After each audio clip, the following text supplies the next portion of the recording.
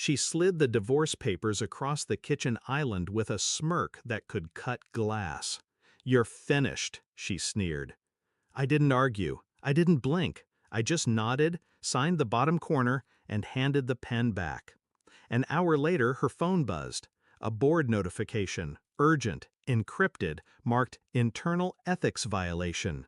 She opened it, and every ounce of color drained from her face like blood from a corpse. She looked at me like she was seeing a stranger. She was. Her name's Ava. We met 8 years ago at a leadership conference in Austin. She was all fire, sharp wit, high heels, eyes like ambition. I was quieter, steady. She liked that about me back then. We built a life, a condo near the water, morning coffee rituals, friends who called us solid. She climbed fast, VP by 35, corporate darling. I never got in her way. I cheered her on from the sidelines, took care of the things she forgot. But love built on admiration turns to resentment when success becomes routine.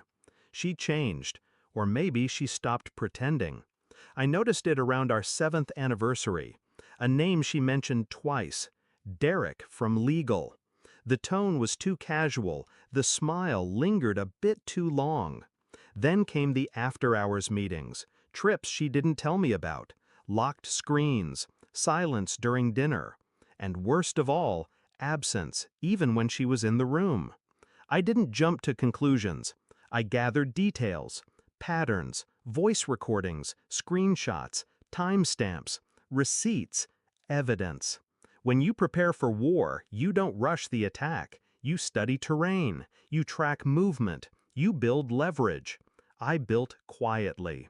It wasn't just Derek, there were 2 others. She used her title like a shield. Office romances, conflicts of interest, all swept under the rug because she hit quotas and made shareholders rich. I could have confronted her, but Ava doesn't respond to emotions. She weaponizes them. I needed something stronger. I needed ruin. I found what I needed in the company handbook. Zero tolerance for undisclosed relationships between leadership and subordinates. Violations meant forced resignation, loss of equity, and mandatory review of all closed contracts signed under influence. She had signed 7. 2 with Derek, 1 while sleeping with the firm's auditor, Thomas Shaw, married, father of 3.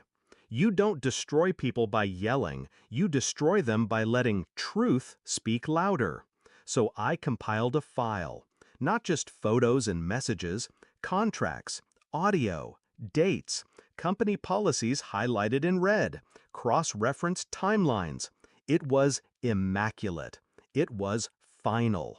I sent it to one person, the chairman of the board. Direct, no sender, just truth in black and white. Then I waited. She handed me the papers a week later. I think she expected me to beg, to cry, to grovel. Instead, I signed in 30 seconds. She raised an eyebrow. Nothing to say? I looked her in the eye and said, no. Because when justice is already in motion, there's no need for noise. An hour later, it arrived. I heard the vibration on the countertop. She was pouring wine. She glanced at the screen, then froze. I watched her hand tighten on the stem of the glass, watched her swallow, slow and dry. She tapped the screen, read it once, then again. She didn't speak, just sat down, like her legs couldn't hold her anymore. They gave her 1 day to respond. She tried, she scrambled, called Derek, then Thomas. They didn't answer. They knew. The board doesn't warn twice. Her options were to resign quietly or face a public review. Either way, she was done. Her reputation, gone. Equity, seized. Severance, denied. Legacy, rewritten. That evening she tried to talk to me. Her voice shook. "You destroyed my life." I sipped my tea. "No, you built the bomb. I just let it go off."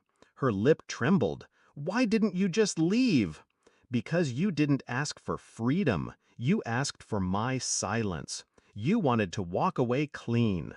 I stood up. And I wanted you to know what finished really looks like. She moved out 3 days later. I kept the condo, the silence, and my peace. She left behind her wedding ring, a drawer full of luxury skincare, and a career in ashes. Do I regret it? No. I regret loving someone who mistook my kindness for weakness. She thought loyalty meant submission. She thought betrayal would make her freer, richer, better. All it made her was vulnerable. She handed me the papers thinking it was her power play. She didn't realize I'd already played the final move. Now when people say her name at her old firm, they lower their voices. No one talks about the affairs, just the fall. And me? I wake up to quiet, the kind that doesn't ache. And every time I pass that signature page she thought would break me, I smile. Because I didn't fight her. I just let her destroy herself with her own choices. I was just the